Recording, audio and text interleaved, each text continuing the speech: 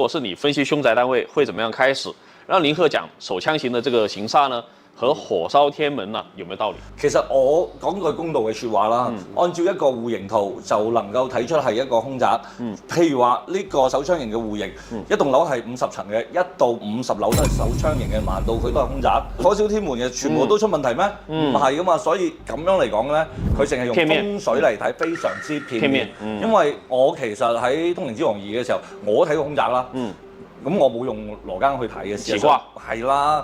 我嗰陣時好想同佢講話，你梅花易數咁叻，你個易經咁好玩，梗係起卦啦。我嗰陣時都係咁用嘅啫嘛。但係可能嗰陣時佢緊張，佢用咗嗰個缺乏經驗，真真正正嘅羅庚去咗睇，所以咁樣佢冇辦法有個好好嘅發揮。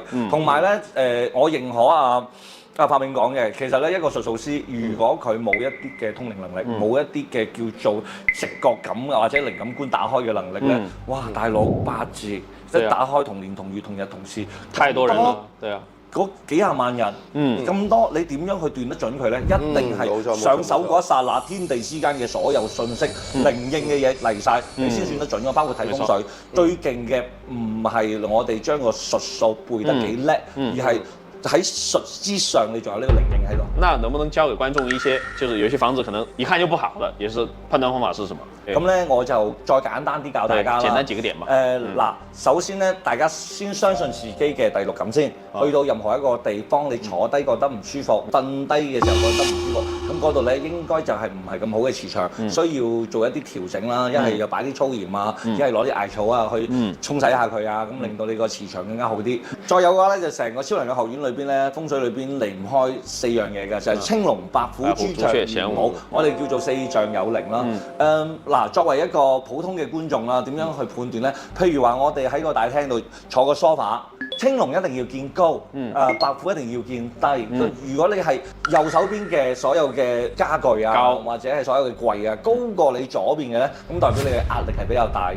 白虎代表壓力，青龍代表咗助力嘅。咁當然啦，有啲人話，咁我已經裝修咗咁喎，改唔到喎，咁啊建議你咧喺你白虎方嘅前面最前面咧擺一碗水，嗰個叫做吃虎水。咁啊個白虎咧就會跳落去食咗佢噶啦。咁啊一個吸引他注意力，冇錯啦，一個改變嚟嘅。咁另外咧就係我哋背後要有靠山啦，呢個叫做玄武啦。玄武係好重要嘅喺我哋成個道教嚟講啦，或者係風水嚟講啦，因為玄武原先係一個大帝。後尾咧，佢同一個皇帝撞咗個名，將個玄改咗一個詞，叫真武大帝，所以玄武係真武大帝。咁呢個我哋靠山係非常之重要。前面咧就我哋叫朱雀啦，朱雀咧就係一個好靚嘅雀仔嚟嘅，所以你無論見到主禁城又好，見到任何好睇嘅四合院都好，前面咧好開揚、好闊，唔會有壓力嘅。但係依家現代人居住咧，好中意咧喺前面咧起埲牆加好大嘅櫃啦，咁咧就顯得咧就壓抑感好強，朱雀唔靚啦。咁如果我哋前面係有櫃啊，有嘢高嘅話咧，你個玄武一定要比佢高。咁我哋叫做青龍高，白虎低，朱雀開揚，玄武有靠。咁啊，無論係我哋嘅廳嘅梳化啦，我哋瞓覺嘅房啦，又或者我哋神嘅位啦，神即係你嘅嚟噶嘛。所以呢3個位如果你處理好晒咧，你唔好話大富大貴啦，起碼保你平安一場。平安無事。